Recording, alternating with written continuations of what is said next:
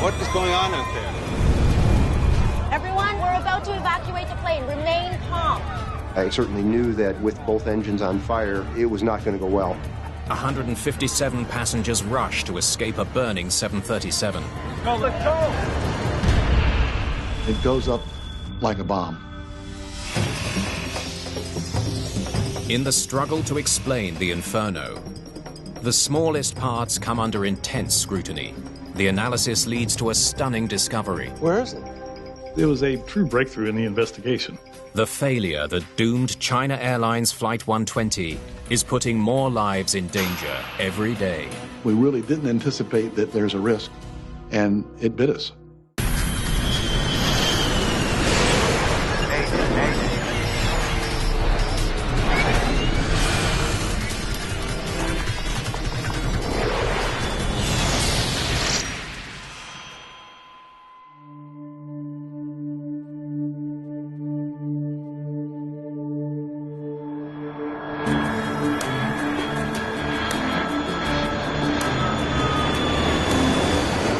China Airlines Flight 120 is on final approach for landing.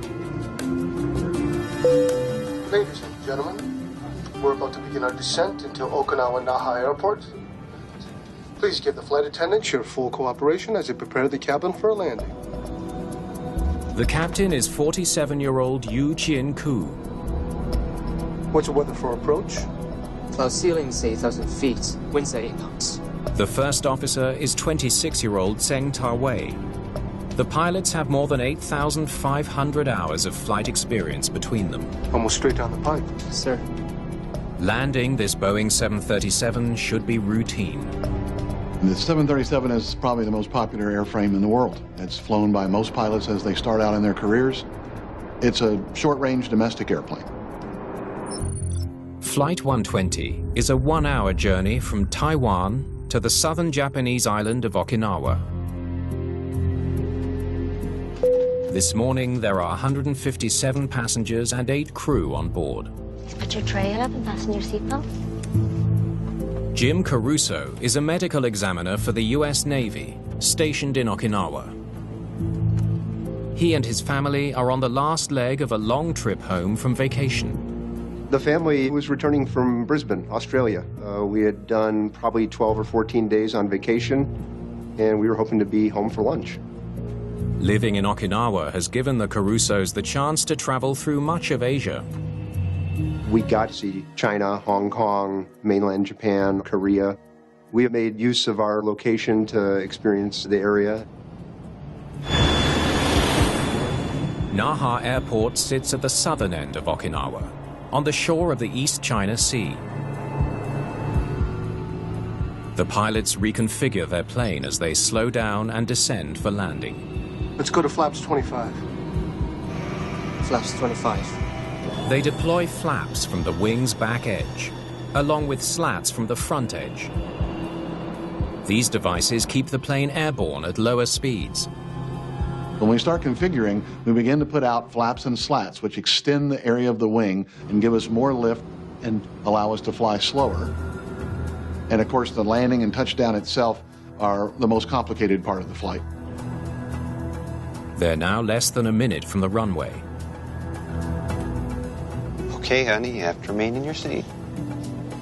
I think everybody was looking forward to landing, getting off the airplane, and getting back to regular life.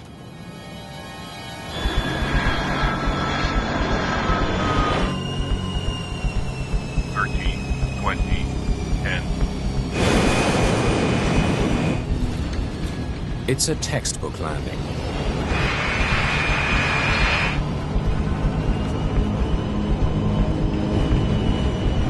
Flaps up.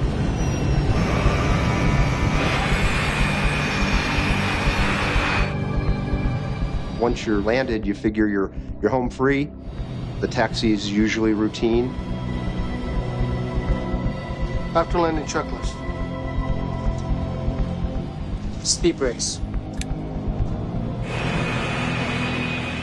All that's left for the China Airlines pilots is to park the plane. Engine start levers. Engine start levers cut off. With the engines off, they can finally relax. The pilot is relieved. He's no longer at risk. A catastrophic event after you're parked is almost non-existent. Seatbelts. Seatbelts off.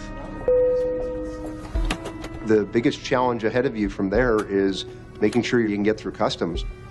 No one ever expects anything to go wrong, especially once the engines are turned off. But one passenger has noticed that something's not right. My wife was next to a woman who made some sort of exclamation towards the engine on the right side.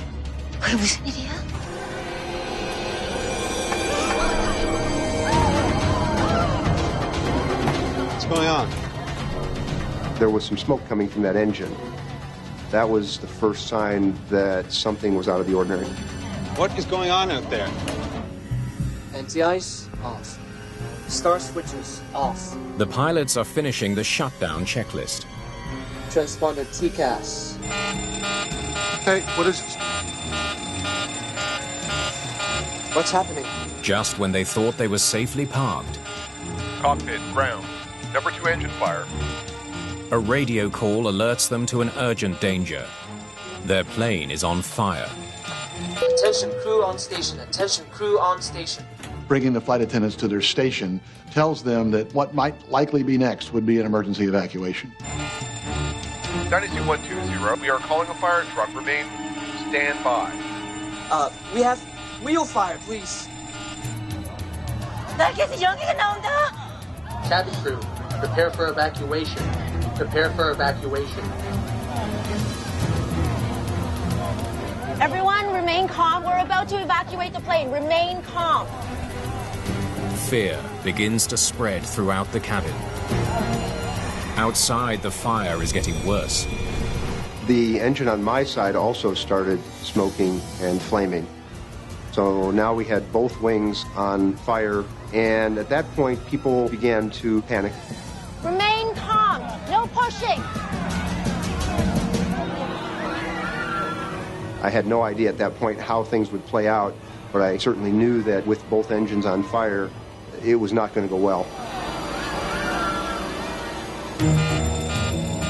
Parking brake, speed brake, slap lever. The pilots know they need to get their passengers off the plane before flames reach the fuel tanks. But they can't open the cabin doors yet. Engine fire warning switches. Override. They must follow an evacuation checklist. We want the pilots to grab the list, simply read it and do it. No wondering what step is next, because the sequence of the steps are very important. Forward and rotate. Everybody remain calm. Do not bring your luggage or personal belongings. Seconds feel like hours as the crisis escalates. Finally, the pilots are ready to open the doors. Evacuation required now. Required. No pushing, no pushing. Please keep moving forward. But it will take time for all 157 passengers to make it to the exit. George Ishizaki is watching the unfolding disaster from inside the airport terminal. I just happened to have my camcorder with me. I thought, oh my God, what is happening?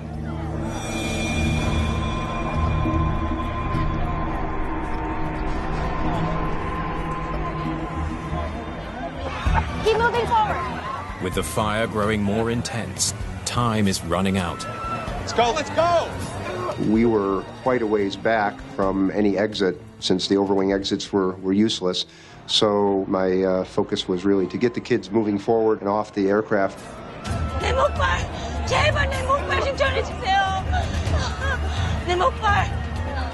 Go ahead, all right? Jim Caruso stays behind to help other passengers get off the burning plane. I don't actually remember hesitating. It may have been a little difficult to make that decision since the kids were already moving forward. Okay, no pushing. Keep moving forward.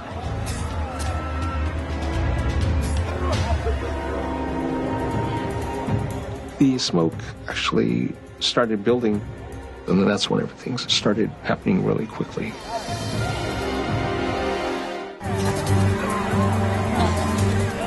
Jim Caruso is separated from his family. The heat and smoke are getting worse. He hears a cry for help. The woman behind me pointed towards the overhead bin.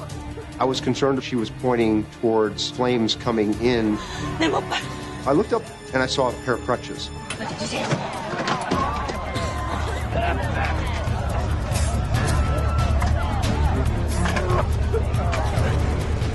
Everybody was just sliding down the slides, and once they got on the ground, they would just scramble. Once the smoke and fire started building, the cabin became rather warm. I do recall some of the windows actually cracking from the heat. Finally, they make it to the exit.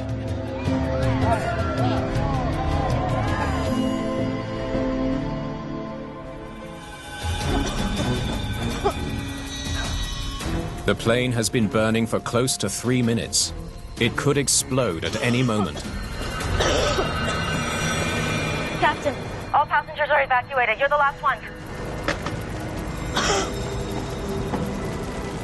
Gotta get out of here.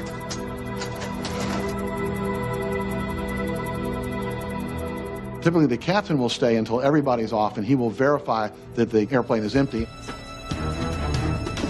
The pilots have put their passengers' safety first. But now it may be too late for them. You're gonna have to climb up to the window. You first. Sir. All 737 cockpits are equipped with an emergency escape rope. It's designed to help pilots exit through the side window, but it's no easy maneuver. Exiting the airplane is more difficult than it sounds. It's a relatively small window. Going down the rope has a risk.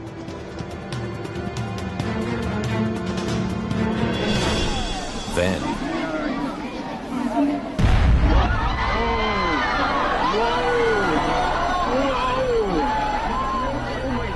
you felt a huge kaboom. I've never felt anything like that. We actually could feel the ground shake. passengers run to safety as a fiery explosion engulfs the plane they just escaped. The fate of the pilots is still unknown. As I look back after the first explosion, I recall crew members fast roping, as it were, out of the cockpit. The force of the blast overpowers the first officer. He dropped down from the height of the cockpit window onto the ground. Incredibly, he's able to get up and away from the flames. The captain quickly follows. It was good that he did that, because the fire just gutted the airplane. More explosions rock the airport. The fuselage, I guess, melted. The back half just kind of fell to the ground. Finally, fire trucks arrive on scene. Everybody had exited the aircraft at that point and was gathering in the terminal.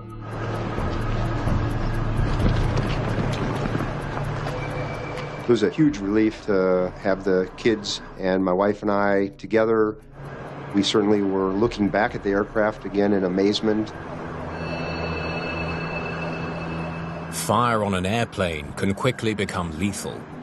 Incredibly, on Flight 120, all 165 people on board have escaped unharmed.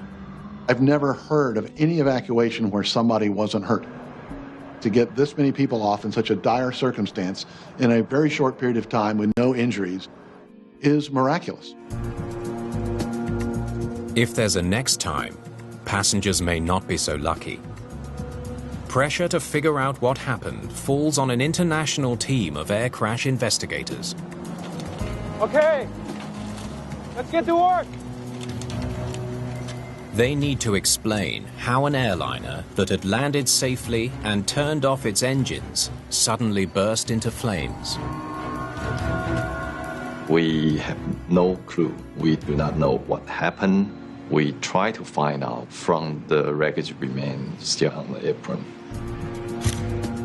Normally, fires occur in flight, perhaps during taxi sometimes, but rarely in a parking spot after the engines are shut down. The challenge for investigators is most of the evidence will be destroyed by the fire. Across the globe, there are more than 5,000 Boeing 737s in service. There's a 737 taking off and landing every 3 or 4 seconds in the world. If the plane has a design flaw that somehow leads to uncontainable fire, countless passengers could be at risk. We're aware that the 737 is probably the most popular airliner out there. So there's a reason once an accident occurs to try to figure out what happened pretty darn quickly.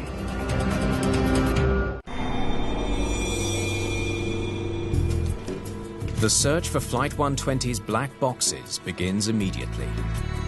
One of our main goals initially is to try to find the cockpit voice recorder and the flight data recorder. These are important because a lot of times they tell us what happened. But investigators know that after such an intense fire, there's a chance the black box data will be lost. They need other leads. Good investigators don't rely totally on flight data recorders, for instance, or cockpit voice recorders because they can be destroyed. So we rely on witnesses to tell us their impression of what happened. Well, we taxied off the runway, down the apron to our assigned parking spot. Once we parked, we shut off the engines, and sometime after that, we heard the aircraft was on fire. We needed to know what type of fire it was, what the ignition source would be, what the fuel source would be. Those were the areas of our main questioning right off the bat. I radioed the controller, letting him know we had a wheel fire. Investigators know that if a wheel caught fire on Flight 120, there's more than one possible cause. A deflated tire can result in burning rubber. Overheated brake pads could potentially ignite hydraulic fluid. In a wheel well of an aircraft, there are a lot of hydraulic lines going to the landing gear assemblies and things like that. Hydraulic fluid is very flammable. If a hydraulic leak occurred and it happened to drip onto a hot brake, for instance, well, there you go. Hey, what is this? We have wheel fire. If the pilots are right about where the fire started, investigators should be able to find proof. They examine the plane's right side wheel well and landing gear assembly. They find scorched wreckage, but not enough to convince them that this is where the fire began. Once we were able to closely examine that part of the aircraft, we were very confident that a wheel well fire per se did not occur. The seat of the fire seemed to be forward and a little bit to the right of the wheel well area. It seems the pilots were mistaken about the origins of the fire. Where it started remains a mystery. Solving that mystery may have just become easier. Investigators have recovered the plane's black boxes. The Japanese team, they retrieved both CVR and FDR. Let's get working on the FDR immediately. On modern 737s, the flight data recorder has thousands of parameters, data bits that come into the recording device itself.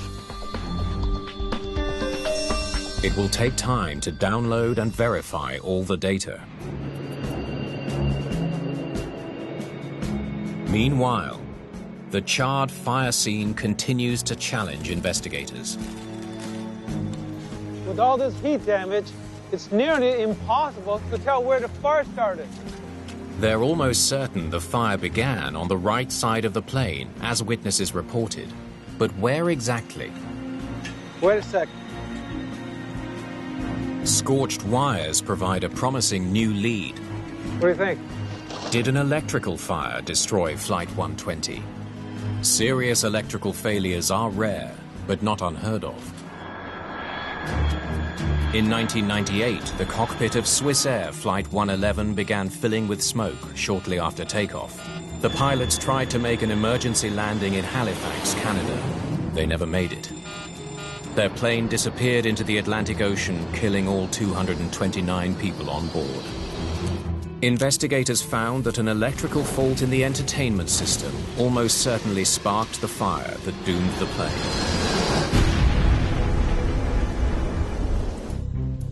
Okay, let's see what we got.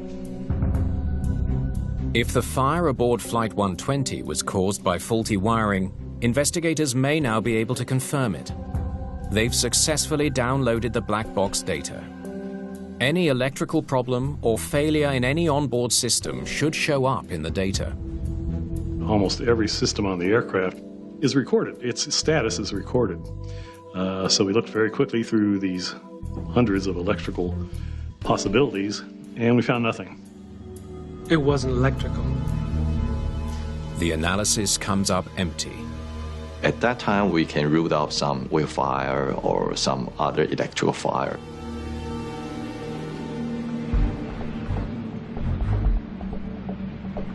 Investigators turn their attention to the aircraft's right engine. In flight, the CFM56 power plant generates internal temperatures of more than 2,000 degrees Fahrenheit, hotter than molten lava. Could an engine fire have sparked the inferno?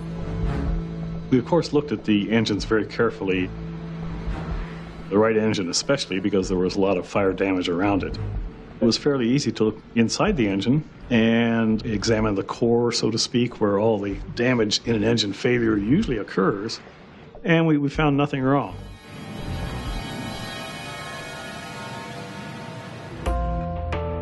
The engine was damaged externally, but not internally, so we eliminated it as a possible factor. What could have burned this entire plane down? The investigation has hit a wall. The cause of the catastrophic fire remains unknown, while every day thousands of 737s continue to fly. There's growing pressure on investigators to find the answer. We knew we had a little bit of detective work ahead of us, and we pressed on.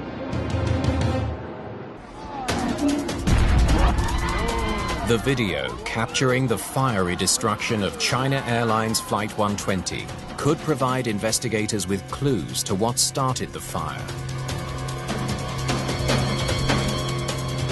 Whoa. The footage reveals just how quickly the flames spread through the passenger jet. But for investigators, the most important clue is missing. The recording hasn't captured the critical moment the fire started. From the video, we can only understand there was fire and the location of the fire, and it seems that something feeding to the fire, but we cannot understand why.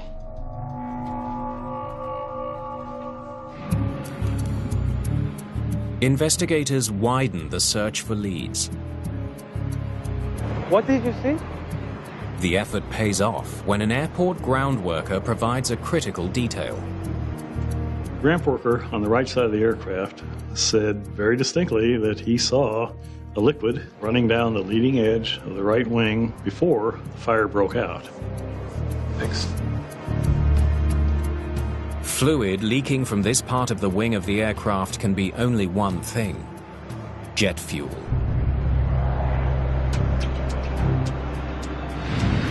The 737 holds 4,390 gallons of fuel, much of it in tanks located inside the plane's two massive wings. When we figured out that the actual fuel leak had occurred, it was a breakthrough, a true breakthrough in the investigation. We now needed to know why it originated. We know the fuel was leaking, but from where? Fuel line? Finding solid evidence amongst the burnt remains of the plane's fuel system won't be easy. The Boeing 737-800 has high-pressure pumps inside the wing. They deliver 200 gallons of fuel per hour to the engine. All that fuel flows through flexible pipes. Could one of those fuel pipes be the culprit?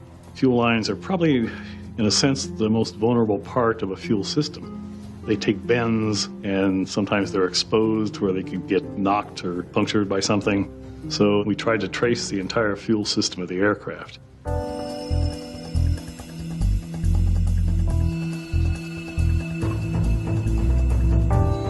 It's another dead end. It wasn't the fuel lines. None of the fuel lines are ruptured. We had a lot of fire damage, but the fuel lines that we examined seemed to be intact and functional. Investigators still can't explain the fire. They know enough fuel leaked from the plane to feed the flames, but they don't know where it came from. Once we eliminated fuel lines per se as a possible problem, pretty much the only thing out in that area that could have gone wrong is a leak in the fuel tank itself.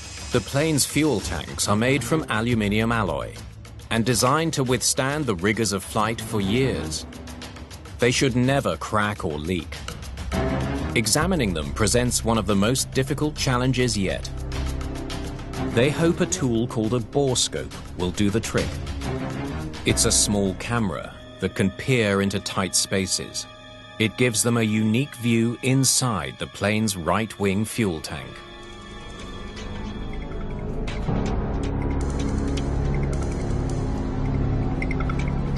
What it reveals changes the entire course of this investigation. Whoa, would you look at that? All of a sudden, clear as a bell, we saw this bolt sticking out of the fuel tank itself. Where the bolt came from is a complete mystery. But it has ruptured the tank right where the ground worker spotted leaking fuel.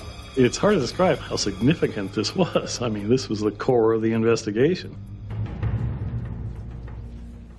Now we knew what happened. The rest of the investigation was trying to figure out why this occurred. A punctured fuel tank was the cause of one of the most infamous air crashes in history. A supersonic Air France Concorde burst into flames on takeoff after running over a piece of metal debris on the runway. Did a similar scenario lead to the total destruction of China Airlines Flight 120? Okay, we need to cut into this wing. Investigators need to get a closer look at the mysterious bolt that made a hole in the fuel tank. The investigator in charge said, yep, now's the time to start cutting into that thing.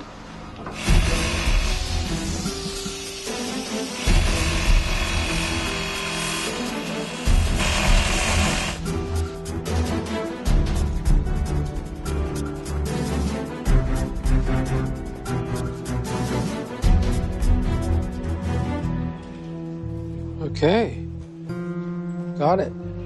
Now they need to figure out where the bolt came from. They study schematics of the 737 wing structure. We went back to the drawings and went back to things like maintenance records to try to figure out exactly what it was. They soon get their answer.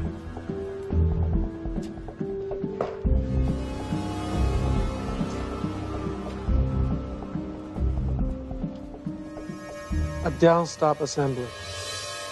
The downstop assembly is part of the slat mechanism on the wing's leading edge. Let's go to flaps 25. Flaps 25. Pilots extend flaps and slats during every takeoff and landing. The downstop is fixed to the end of a track that slides back and forth. The device prevents the slats from moving too far forward. The downstop is there, quite frankly, to stop it when it reaches its maximum deployment length. If it didn't exist, then there would be no way to retain the slat on the aircraft. Investigators have identified the piece that penetrated the fuel tank. They know it's not from another plane, like the runway debris that caused the Concorde disaster. But they have other important questions that need answers. We had the assembly. We knew it punctured the tank.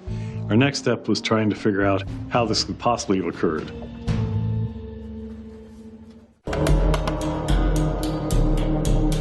Investigators pore over Boeing's service documents to learn more about downstop assemblies on the 737. They make a surprising discovery. This has happened before, and it's happened more than once. There have been 2 previous instances of this device coming apart and causing minor fuel leaks. This was the first instance of an actual destructive fire. In both previous instances, parts from a downstop assembly punctured a fuel tank, just like on Flight 120. Clearly, they knew it was a problem. Boeing was so concerned about the problem, it issued a special work order to secure the downstop assembly on all 737s worldwide. The solution that Boeing had recommended was to remove the nut from this particular device and install some thread hardening material. And then you reinstall the nut, it hardens in place. What if the work order on this plane was never completed? Investigators review the Boeing work orders. If the plane that burned in Okinawa was never fixed, that could explain the accident. We're trying to figure out when is the last time is anybody touched that assembly. But according to the records, the proper work was carried out very recently. We discovered that this particular component, this downstop, had been manipulated only a couple of weeks or so prior to the accident. Just doesn't make sense. Investigators can see that the nut on the downstop assembly is still attached. It seems that the work order to replace it was completed just as the records show. So what went wrong? That's the weird part that we want to figure out at that time. They examined the downstop assembly from Flight 120. They check all the component parts. Finally, they spot something. We decided to count parts, and lo and behold, a washer was missing. Where is it? There's supposed to be a washer right behind the nut. Could a single missing washer have played a role in the accident? It seems unlikely, but investigators can't rule it out. They need to find the washer. We thought initially that the washer may have somehow gotten inside the fuel tank, but that's not the case at all. We examined very carefully the rest of the wing. We found that particular washer in the leading edge assembly of the wing, just laying in there loose. The washer's a fit. Recovering the missing washer raises a puzzling question. The nut was on there and it was torqued down correctly, but there was no washer on it at all. How did the washer become detached from the bolt, but not the nut? If the nut is still on the ball, why there's something between will fall off? It seems like an impossibility, and yet somehow it happened.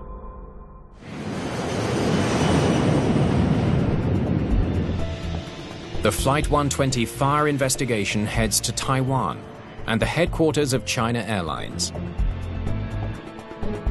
Investigators hope to shed some light on the mystery of the detached washer. I appreciate you making the time. We went to China Airlines to ask them to demonstrate how they do the maintenance work. Do you think you can show me how you completed this repair on a downstop assembly? Sometimes maintenance records don't tell you the true story. They can tell you that according to somebody, a maintenance procedure had been done correctly. But to get a better story, you have to actually watch the procedure being done.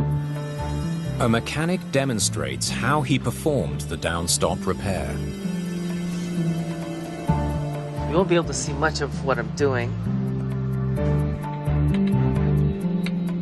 Performing maintenance on this particular downstop is a little tricky. The mechanic is going to be in a very restricted visual area. So he's going to have to work with his hands. He's going to have to feel the apparatus. After applying glue, you put the bolt into place. You can imagine that you're under the wing and you cannot see it.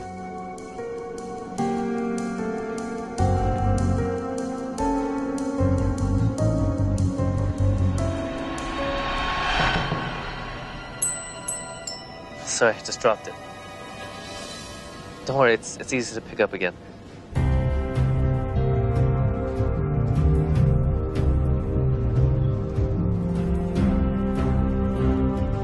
It's an eye-opening demonstration. And that's how it's done. Thank you. You have been very helpful. It's not very easy for them to confirm they finished their job and everything is in order there. Records show that the work order repair was the only time mechanics ever serviced the downstop in the history of the accident airplane. There's only one possible explanation for how the washer found in Okinawa came loose. It fell off during the maintenance procedure in Taiwan. It could have just slipped off the gentleman's fingers when he was trying to install it. It could have stuck to the nut and then fallen off just before he touched them together. A lot of things could have happened. The bottom line is the washer was not there.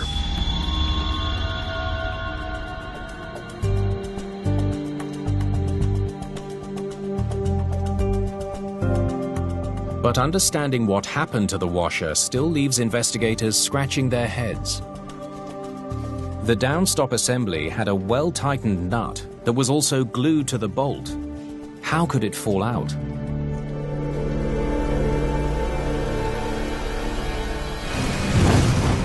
And how did this piece start a raging fuel fire that destroyed a $70 million airplane? All right, now let's test it without a washer. Investigators experiment with the suspicious part from Flight 120 to see how it performs without the washer.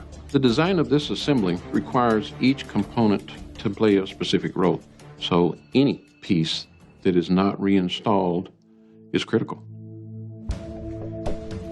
They make a stunning discovery.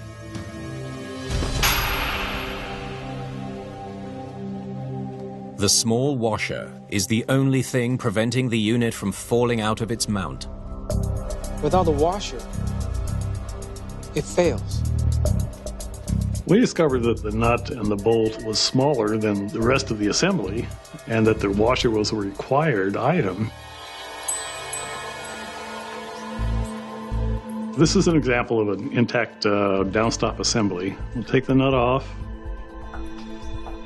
Take the washer off, the nut back on like they did in Taiwan. And now you'll note that the assembly itself is pretty ineffective. It falls apart without much problem at all. Finally, it's clear why the downstop assembly was able to fall out of the slat track. How it punctured the fuel tank is the final piece of the puzzle. But investigators believe the design of the slat mechanism itself may hold the answer. When the engineers are designing these aircraft, they take into consideration maximum space utilization. And for the design of a leading edge slat, they came up with something called a can. The slat can is the area inside the wing that houses the moving track. The can is a void that extends into the fuel tank and allows for the device that operates the slat to move in and out. The space inside the slat can is tight, just big enough for the sliding track. A foreign metal object taking up any space inside the can would be an accident waiting to happen. It would render the entire assembly not only non-functional but dangerous.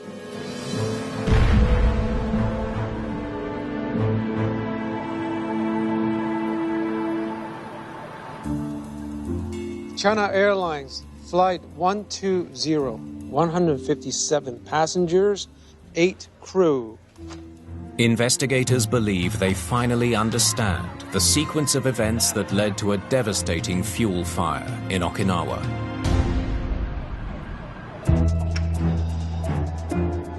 It all begins weeks before the accident with a botched repair to a critical component. A single missing washer, turns a downstop into a hidden danger. A bolt that can work its way loose over time. Washers really aren't supposed to hold things together, but this washer did because of its design.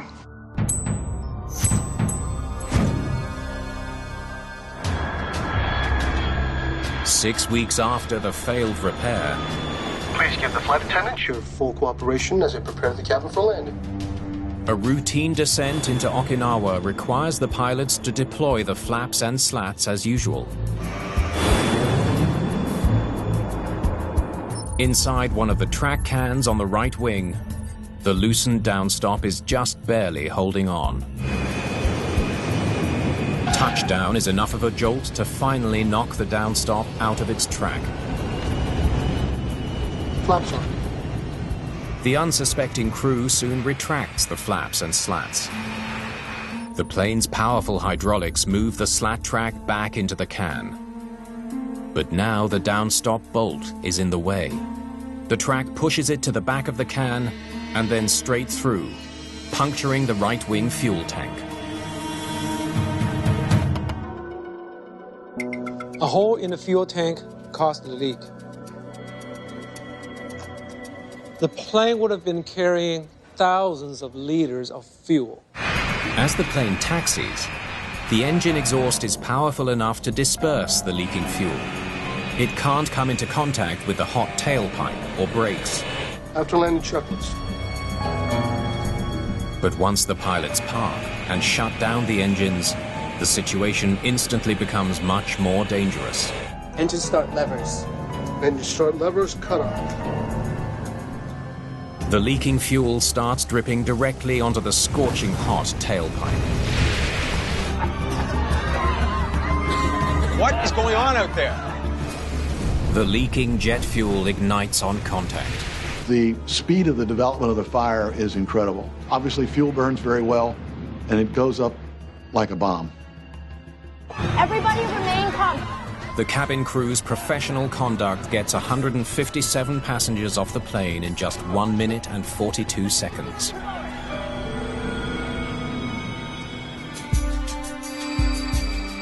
The Naha Airport fire leads investigators to a striking realization. The repair that was ordered actually caused the fire.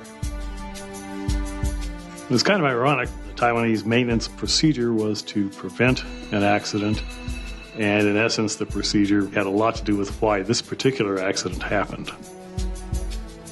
It's a great study in unintended consequences. We really were trying to fix a problem. We really didn't anticipate that every time we handle a maintenance piece like this, there's a risk, and it bit us. In the wake of the Naha Airport inferno, aviation authorities around the world ordered the inspection of the entire fleet of 737s. In the US alone, 21 planes are found to have the same defect, all of them at risk of a catastrophic fuel leak and fire. Boeing takes immediate action. It redesigns the downstop mechanism and ensures that the improved part is installed on each and every plane. Boeing made the changes necessary to ensure that the accident didn't occur again. It took a little time, as it normally does, to get to the final resolution of it, but they did what they needed to do.